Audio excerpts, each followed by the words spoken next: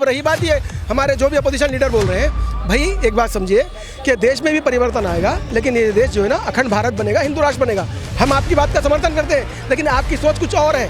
जो आप सोच रहे हैं वो होने वाला नहीं है। राहुल गांधी जी कब बनेंगे? वो कभी नहीं बनेंगे। अच्छा, क्यों नहीं बनेंगे? क्या कमी है उनमें? ही don't have political credentials, he is unfit for Indian politics. अगर ईमानदारी की बात बोलूँ, कांग्रेस के सभी सपोर्टर्स से सबको मैं रिक्वेस्ट करके बोलता हूँ, ईमानदारी से बोलना आप। राहुल गांधी जी को बनाने में एक नस्ल निकल गई 20 साल। हाँ, आप अब वो बोल पा रहे हैं। भाई प्रियंका गांधी का क्या कसूर था? वो लड़की है, यही कसूर था क्या उनका? उनको 20 साल पहले अगर बना देते तो दूसरी आयरन लेडी बन जाती वो। राहुल गांधी जी एक अच्छे इंसान जरूर है, लेकिन अच्छे लीडर और अच्छे पॉलिटिशियन नहीं हो सकते। क्यों नहीं हो सकते? कोई इसलिए नहीं हो सकते कि राहुल गांधी जी कभी इलेक्शन कमीशन पे बात करते हैं। राहुल गांधी जी एक ऐसे बैट्समैन है जो बॉल के जाने के बाद बल्ला घुमाते हैं। राहुल गांधी जी जितने भी लीडर हैं एक लाइन में खड़े जाएं, चाहे केजरीवाल जी हैं, जो भी हैं। मैं केजरीवाल जी वगैरह को गलत नहीं बोल रहा हूँ, लेकिन मैं एक बात बोल रहा हूँ, अगर आप ये बोलते हो तो पॉलिटिकली संन्यास ले लोगे। आप पूरे एक लाइन में खड़े होकर जब ये बोल दीजिए कि जनता मोदी जी को निकाल देगी, उखाड़ के फेंकेगी। अगर नहीं फेंकेगी तो आप पूरे लोग पॉलिटिकल सिनेरियो से, पॉलिटिकल अपनी आपकी जितनी भी आपकी हिस्ट्री वो है आपका कर्म भूमि, उससे आप जो ना संन्यास ले लो। गांधी जी के लिए बहुत बड़ी बात, आपको शर्म से, अगर आप में लज्जा शर्म है तो शर्म से मरना चाहिए आपको ये बात सुन करके कि आपकी पार्टी का, हैदराबाद का, जिन लीडरों ने आपको तेलंगाना में गवर्नमेंट दिला दी कांग्रेस की, उस पार्टी के बिल्कुल फ्रंट में खेलने वाले लीडर फिरोज खान, उस्मान अलहाजी, उस्मा शाकिर, उस्मान मोहम्मद खान, ये ऐसे लीडरों में सबसे ज़्यादा फिरोज खान के साथ 800 से 2000 वोटों की चोरी हुई है, और उस पर फिरोज खान ने प्रूफ दिया। आज 2 साल हो गए राहुल गांधी जी अपने बेहतरीन लीडर का सपोर्ट नहीं कर पा रहे। नेपाल में जो रेवोल्यूशन आया है, भारत में हिंदू राष्ट्र बनाने के लिए रेवोल्यूशन आएगा, वो आएगा, और नेपाल को दोबारा से हिंदू राष्ट्र बनना चाहिए। दुनिया में बहुत ऐसे कई हैं जो बड़े बड़े कांड करने के बाद दुबई भाग जाते हैं, फिर वहाँ के नेता फिर जो है भारत की नहीं है। वहाँ के नेता जो है ना वहाँ पर खड़े होकर अगर नेपाल की जनता के ऊपर हुकूमत करनी थी तो वो उन्होंने अपनी पब्लिक को फेस क्यों नहीं किया? तो कहीं ना कहीं उन्होंने कुछ गलत किया होगा। पीएम बनने की चाह हमें, मैं परमानेंट कुंवारा बन गया। पीएम बनने की चाह हमें, मैं परमानेंट कुंवारा बन गया, और विदेश से पढ़ आया, फिर भी न जाने क्यों पप्पू बेचारा बन गया। कि राहुल जी आज सोचते हैं कि आज यदि मेरी दादी जी जो है वो क्या कहते हैं कि सनातन धर्म और सनातनी परंपरा का निर्वहन करते हुए शादी करती, मेरे पिताजी सनातनी परंपरा का निर्वहन करते हुए शादी करते, तो आज मुझे जैकेट के ऊपर जनेऊ नहीं पहनना पड़ता। आज मुझे कभी जो है हिंदू, कभी मुस्लिम, कभी सिख, कभी ईसाई नहीं बनना पड़ता। नमस्कार साथियों, मैं रिंकेश जैन, आप देख रहे हैं भारत गान। नेपाल में जो घटनाक्रम घट रहा है उससे हर कोई वाकिफ़ है, और किस तरीके से वहाँ सत्ता परिवर्तन किया गया, किस तरीके से दंगाइयों ने प्रधानमंत्री से लेकर हर मंत्री के आवास पर हमला बोल दिया, कई मंत्रियों की रोड पर ले जाकर पिटाई भी की गई, प्रधानमंत्री को हेलीकॉप्टर में भागना पड़ा। अब इस सब घटनाक्रम का जो असर भारत में देखने को मिला वो असर है विपक्ष के बयान। विपक्ष चाहता है भारत में भी अब सत्ता परिवर्तन हो। जिस तरीके से जिस तरीके से स्टूडेंटों ने वहाँ आंदोलन किया, तो विपक्ष की मंशा है कि कैसे ही ना कैसे करके मोदी जी की सत्ता को पे काबिज हुआ जाए। राहुल गांधी को प्रधानमंत्री बनाने का पूरा प्लान विपक्ष का है, और विपक्ष बार बार बयान भी दे रहा है, जो आज नेपाल में हो रहा है वो कल हिंदुस्तान में, भारत में भी होगा। आज हमारे साथ अरब के मुस्लिम भाई मौजूद हैं, और मूलतः ये भारत के ही थे लेकिन अब ये अरब शिफ्ट हो गए हैं। क्या नाम हुआ आपका? मेरा नाम एडवोकेट अब्दुल्ला बिन अली अहमद है, मुझे अबू फतुम कहते हैं, अबू फातिमा कहते हैं। नेपाल के बारे में जो बातें हो रही हैं, सबसे पहले सब सारी देश और दुनिया को आपके टीवी के माध्यम से बता देना चाहिए कि नेपाल एक हिंदू राष्ट्र रहा है, और कोइराला फैमिली के बाद जहाँ पर हज़ारों साल से जो है किसी और देश ने कभी उसके ऊपर जो है ना रोल नहीं किया, ना ही अंग्रेज़ों ने किया। लेकिन नेपाल के पीछे जो है ना world political mafia, world financial mafia की बहुत गंदी नज़रें हैं, और इसीलिए उस नेपाल को हिंदू राष्ट्र का टाइटल नेपाल से छीना गया है आज से लगभग 20-25 साल पहले। आप सोचिए, एक ऐसा देश जो धार्मिक तौर पर दुनिया का एक हिंदू राष्ट्र माना जाता था, उस देश में एकाएक अचानक ही जो है कम्युनिस्ट गवर्नमेंट आ जाती है। कम्युनिज्म किसको बोलते हैं? कम्युनिस्ट वो होते हैं जो नास्तिक होते हैं, जो ईश्वर को पूछते हैं ना अल्लाह को ना भगवान को। उनकी गवर्नमेंट कैसे आ गई वहाँ पर?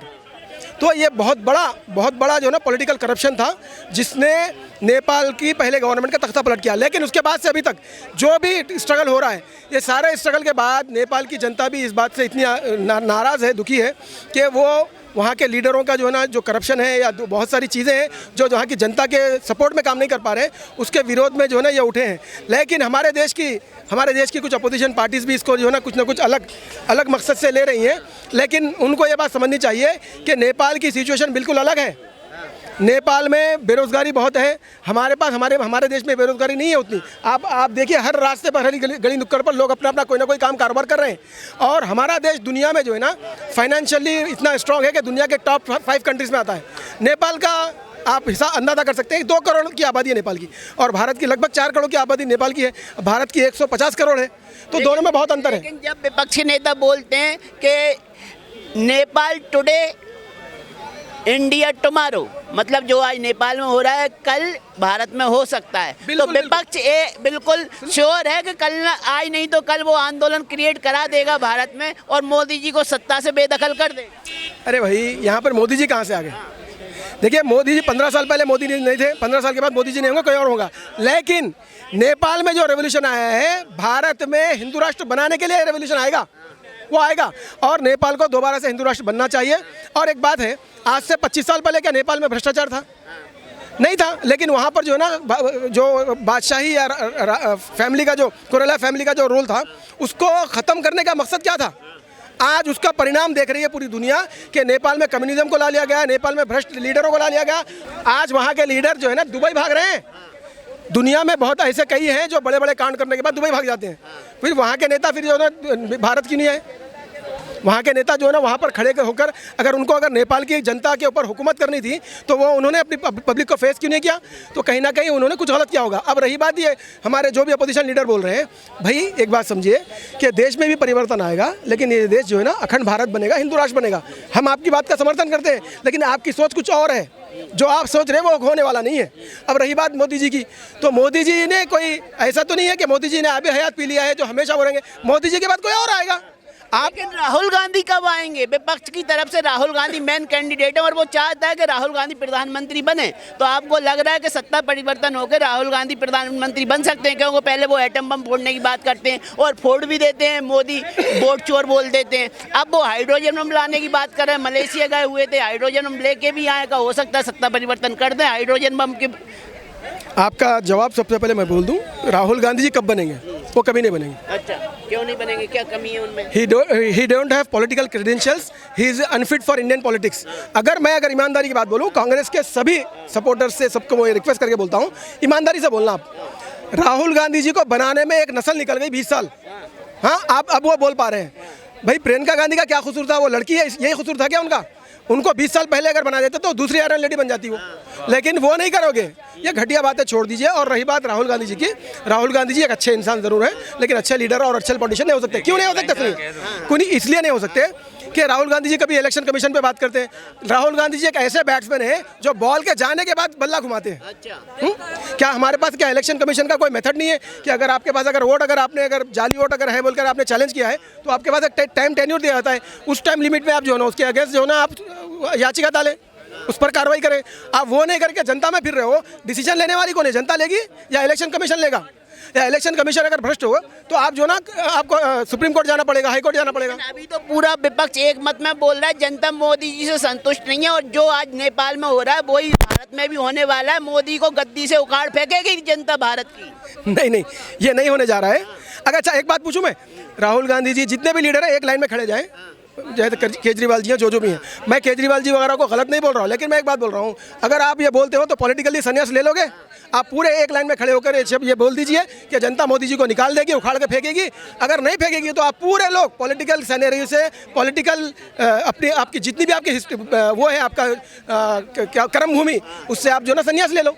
अरे संन्यास क्यों लेंगे? वो तो कह रहे हैं मोदी जी संन्यास लें, क्योंकि वोट चोरी तो मोदी कर रहे हैं। ओके, सुनिए, मोदी जी जो है ना उनकी भी एक एज होगी। चोरी कर रहे हैं? नहीं कर रहे हैं। क्यों इंदिरा गांधी जी ने 1975 में नहीं किया? नहीं किया। इंदिरा गांधी जी वोट चोर थी तो क्या नरेंद्र मोदी भी वोट चोरी का अधिकार रखते हैं क्या? सुनिए, अब नरेंद्र मोदी प्राइम मिनिस्टर है, ठीक है, उनकी पार्टी का प्रेसिडेंट जेपी नड्डा है, वो प्राइम मिनिस्टर है, उनको जरूरत नहीं है, वो देश के बाहर या देश के लिए जो नीति होती है उस पर काम कर रहे हैं। अब अगर आपको किसी पर अगर इल्ज़ाम लगाना है तो आप असद ओवैसी पे लगाइए कि हैदराबाद के 4 लाख हिंदू के वोट कैसे गायब हो गए। मैंने असद ओवैसी के खिलाफ इलेक्शन लड़ा है, मैं खुद पिछले 10 साल से भरा हुआ हूँ।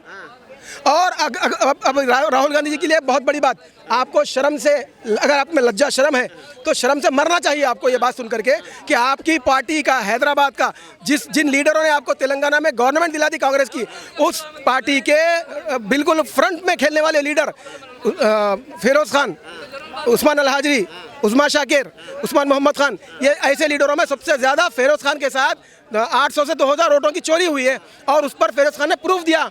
आज 2 साल हो गए राहुल गांधी जी अपने बेहतरीन लीडर का सपोर्ट नहीं कर पा रहे। एक मुस्लिम लीडर को जो है ना अपनी पार्टी से जो है ना तेलंगाना से कोई पोस्ट नहीं दे पा रहे।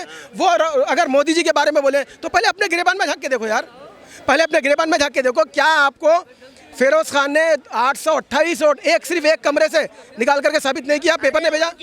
उनकी निगाह उनकी गिरबान पे नहीं, उनकी निगाह पीएम की कुर्सी पे है। उन्हें पीएम की कुर्सी चाहिए, कांग्रेस को पीएम की कुर्सी चाहिए, सत्ता चाहिए। तो फिर मैं आपको बड़े भारी मन के साथ बोल रहा हूँ, ये तुमसे नहीं हो पाएगा, ना तुम कुछ कर पाओगे। इस ख्वाब को दिल में रख करके जाना पड़ेगा आपको। कि पीएम बनने की चाह हमें, मैं परमानेंट कुंवारा बन गया। पीएम बनने की चाह हमें, मैं परमानेंट कुंवारा बन गया और विदेश से पढ़ आया, फिर भी ना जाने क्यों पप्पू बेचारा बन गया। अभी तक पता नहीं चला मुझे क्यों देश में मजाक हमारा बन गया। और ऐसी क्या खता हुई थी कि मैं बस फिरोज का ही पोता बन रह गया। और दादी ने तो की ही थी गलती,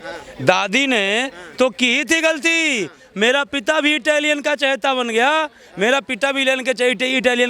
गया, राहुल जी जब रात में सोते हैं ना तो मन में पूरी ख्यालात आते हैं। यही लाइन जो मैंने बोला कि राहुल जी आज सोचते हैं कि आज यदि मेरी दादी जी जो है वो क्या कहते हैं कि सनातन धर्म और सनातनी परंपरा का निर्वहन करते हुए शादी करती, मेरे पिताजी सनातनी परंपरा का निर्वहन करते हुए शादी करते, तो आज मुझे जैकेट के ऊपर जनेऊ नहीं पहनना पड़ता। आज मुझे कभी जो है हिंदू, कभी मुस्लिम, कभी सिख, कभी ईसाई नहीं बनना पड़ता। आज मैं भी कम से कम नहीं कुछ तो जो है। अरे अभी उनको हिंदू, सिख, मुस्लिम, ईसाई नहीं बनना, अभी उनको प्राइम मिनिस्टर बनना है। राहुल गांधी बोल तो दिया ना, पीएम बनने की चाह में मैं परमानेंट कुंवारा बन गया। विदेश से पढ़ा है फिर भी ना जाने क्यों पप्पू बेचारा बन गया। राहुल जी यही सोचते हैं। और एक लाइन जरा मैं और कह देना चाहता हूँ कि आज जो नेपाल में हुआ, बांग्लादेश में हुआ, यहाँ भारत में भी कुछ लोग कह रहे हैं कि भारत में भी होना चाहिए, कुछ लोग सोच रहे हैं ये होना चाहिए। तो जरा मैं कह देना चाहता हूँ उन लोगों से कि पहले अपने कान में तेल डालिएगा और रुई से साफ कर लीजिएगा और फिर हमारी ये वीडियो जरा सुन लीजिएगा।